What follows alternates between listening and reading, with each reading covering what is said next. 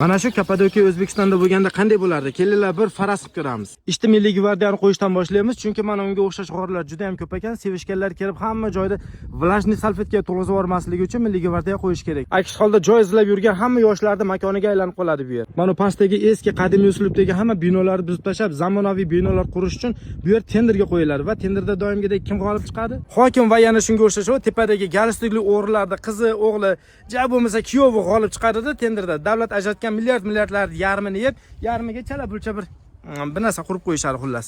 Mana bu qoya shunchaki bo'sh yotibdi. Bu bunda yotmasligi kerak. Yulduz Rajabovani Artel xonadonlik ushlab turgan rasmini katta qilib ilamiz bu yerga. Shunda turistlar ko'p keladigan joydagi stansiya tekin bo'lishi bu umuman insofdan emas. Amirsoyga o'xshab stansiyani 200 ming so'm qilamiz, shlagbaum qilib, sirazi to'samiz. Pul qilgandan keyin ko'pchilik kirmasdan yo'lda bo'yiga qo'yib ketishni boshlaydi-ku mashinani. Bu yerga bitta zapret zinagida qo'yamizda, gungsaxolda qo'yib qo'yamiz.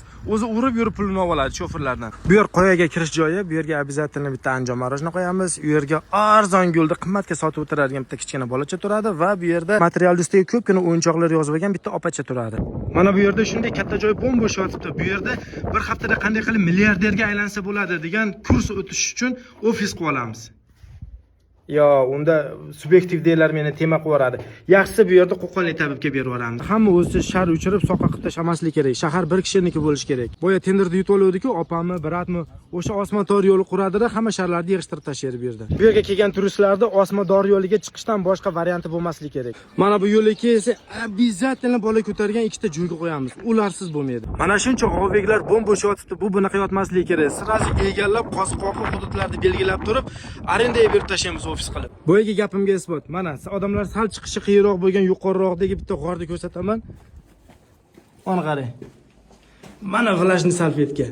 Mana vlajniy salfetka. Yoshlara. Chimyonda kichkina kvadrotsikllar soati 600 ming so'm. Bu yerda jiplar 2 soati 15 dollar.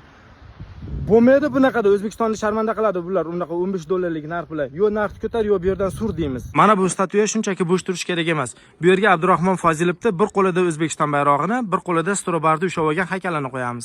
Mana bu skameyka ham bo'sh qolmasin. Bu yerga Ayvash bilan choynakni qopqog'ini podkast qilib o'tirgan haykalchalarni o'rnatib qo'yamiz. Mana bu daraxtlar bizga vobshim kerak emas. Bular hammasini kesib tashlab, bu yerga shaffof nomli metan zapravka quramiz. Yana nimalar qilgan bo'lardiga? Uncha eski kelmayapti.